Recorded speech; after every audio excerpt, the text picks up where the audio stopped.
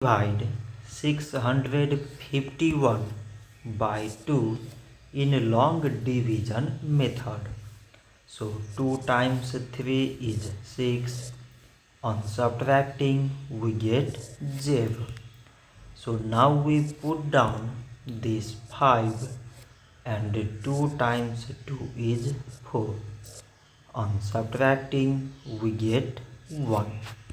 So again we put down this 1 and it is 11. So 2 times 5 is 10. On subtracting we get 1. So now this 1 is less than 2 and there is no other number to put it down.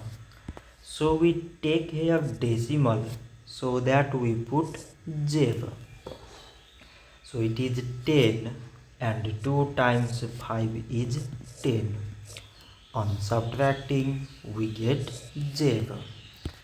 So 651 divided by 2 is 325 decimal 5. So this much for today and thanks for watching.